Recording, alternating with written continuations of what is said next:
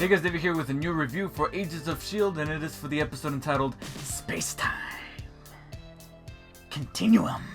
Anyway, spoilers for the episode will follow in this review, and right from the get-go, I can tell you, this is a humongous step up from last week's episode. I personally thought last week's episode of S.H.I.E.L.D. was just alright. It was kind of good, it was well made, but it just felt like a filler. It just felt like one of those episodes that they had to put in there because we're dealing with 22 episode-long seasons.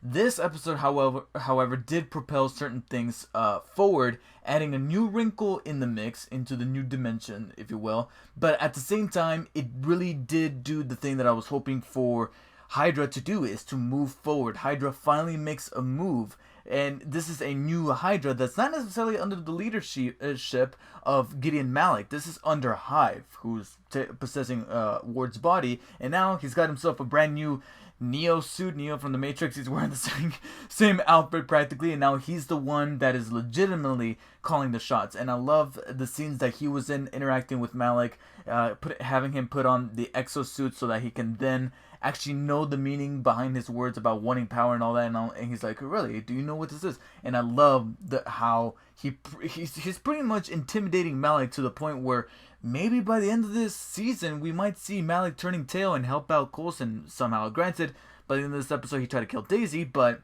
I'm really hoping for something new to be done to Malik, because I like the fact that now, by the end of the episode, he's scared, and now Hive is pretty much running things around here. Now, what I did not like about Hive/Ward is his reveal to the team. Their reaction to that little moment of him turning to the camera, which I thought was great. It was like perfectly timed, was just a little lacking, because this is Ward, Grant Ward, that they've been hunting down for a long while and Coulson believed to have killed. Him showing up, their reaction is rather comedic. And here's the deal, this episode was very humor filled. There was much more humorous, very, I don't want to say blatant, but very humorous moments that stood out more so than in previous episodes. In the past couple of episodes, there's been moments of humorous dialogue, wit back and forth, but it was kind of melded into the background, and they still retain the dramatic tone. Here, like, there's certain moments that stand out as comedic moments that were great. Don't get me wrong, they made me laugh. There were some great moments here, like the little montage of Daisy trying to choreograph the fight like it's gonna go down, and seeing, and pretty much that whole scene playing out like a behind-the-scenes video. Like, I imagine that they practically filmed a behind-the-scenes segment for the episode, only they had to switch out the names of the actors for the names of the actual characters, because I imagine that's how it practically plays out in the stunt room, or the place where they make all the stunts and all the choreography. And other moments were, in my opinion, the comedic highlight of the episode for me was Lincoln and Coulson's conversation about Terminator 2. As soon as the element of time travel gets introduced in this episode, in which Daisy and the team come across this homeless man who happens to be an Inhuman with the power to give people visions of the future, which I think is one of the most interesting things that can happen in this current storyline, that fortunately helped Hydra propel forward and actually making a move to try to create their grand plan, with Hive now being the leader. But what I appreciated was that little moment between Coulson and Lincoln admitting that he has never seen the original Terminator. Yes, Coulson, kick him off the team. I will say, though, Lincoln definitely stepping up to the plate. I appreciate that he's not keeping that angst from before. He's actually contributing. Like, he's kind of putting himself forward when it comes to, like, ideas or just notions about what might be going down in the grand scheme of things, rather than for it to be all about Daisy. He had that one line where he's like, I'm going to kill you if you try to kill Daisy. But besides that, he is thinking about the mission. He is thinking about the end goal and trying to collaborate with the other team. So I'm like, okay, that's interesting. All that's left is to just add maybe 1 or 2 layers to his character so that we can really feel for him, just like we do with everybody else. Now, there were a couple of things here and there that I thought were a little shoehorned in, that I just don't think that needed to be there. And there was one other one that I can't think of right now that is escaping me. I guess one was what I just mentioned, Ward's reveal to the team. I thought that they were just kind of like, oh, okay, Ward's back, so we got to go take care of him. Like, no, there should have been a much more dramatic heft to that reveal to the team, because this is fucking Ward, alright? They were trying to kill this guy, and Coulson and Fitz saw him die because Coulson was the one who did it. And now for him to come back, I just feel like their reaction should have been much more jaw-dropping than it actually was. Another element to this episode that wasn't bad, but just did not need to be here whatsoever and felt completely out of place, was Andrew showing up at the base, turning himself in because he believes that he is going to be turning for the last time, and he came to say goodbye to May.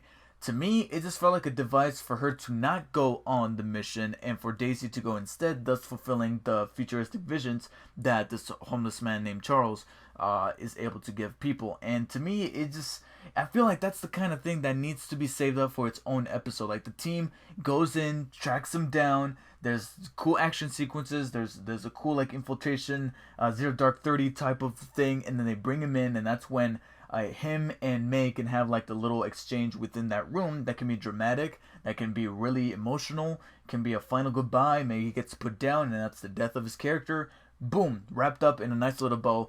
And instead, it got shoehorned into this episode, and personally, I feel like he shouldn't have been. And we don't even know what happened at the end there. He turned, but I don't know why, but I just get the strangest feeling that it's going to turn out that the vaccine worked and he's going to like revert back. Either that or maybe he will stay lashed. But the fact that they didn't wrap that up, I'm pretty certain that because we didn't see the outcome, that in the next episode it's going to be like, oh, the vaccine did in fact work, and they managed to retain Lash at least for a few more moments, a few more episodes, and he's going to revert back. He can still feel inside him, but something like that is going to play out. I'm willing to bet anything. By the way, why in the hell did they kill off Charles, the homeless guy, just like that? Like Gideon Malik grabs him, and it's kind of ironic considering how graphic this episode kind of got. Not only did we see Hive do a Raiders of the Lost Ark type of melting away on those guys once again, just like he did in a couple of episodes back, and you see their bloody skeletons left behind, as well as a vision of their skin actually tearing away. But besides that, we get Gideon Malik crushing the skull of a guy with his bare hands, and you can kind of start seeing it form. Like his head is bending. You can see like blood dripping from his eye. I'm like, holy shit, we're getting a little hefty here with the violence. So it was a little weird that Charles the homeless guy was killed by just being grabbed by the throat and then thrown on the ground. It was just really weird. But I guess you can't have all the answers, especially after the last thing that he does is touch Daisy once more. Besides giving the visions that she was given earlier on in the episode before he got captured, she gets one more vision. And that vision is none other than what we saw at the very beginning of the first episodes after the mid-season break. So episode, 11? I think 11 or 12. Episode 11, in which we open up with that shot of the interior of spacecraft up in outer space with blood dripping, blood drops floating in the air in 0G, a cross resembling that, a crucifix resembling that one of Yo-Yo that we saw a couple of episodes back, and then we see some kind of S.H.I.E.L.D. jacket, and then all of a sudden the ship blows up.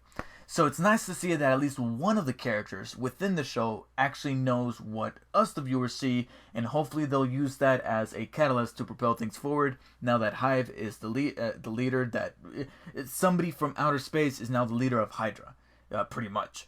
And to see how S.H.I.E.L.D. is going to react to that, and hopefully in a much more paced way, we can have Coulson as well as the main team react to Ward's return as this new form Hive.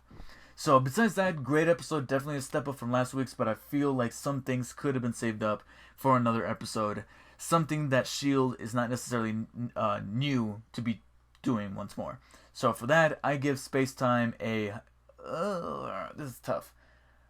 I'm going to go ahead and say just a normal, very positive 8 out of 10. It was a solid episode, definitely has me looking forward to more. But I feel like maybe if they didn't have that Mac episode last week, they could have stretch certain things out so that maybe this could have been last week's episode, and then the next episode will tackle Lash and wrap all that up. By the way, speaking of Mac, nowhere to be seen in this episode. It's almost like they had the... it's like now he's taking his vacation. Both the actor and the character, now he's finally having his vacation. Anyways, let me know what you guys thought of this week's episode of S.H.I.E.L.D., and I'll see you guys next time. Take care.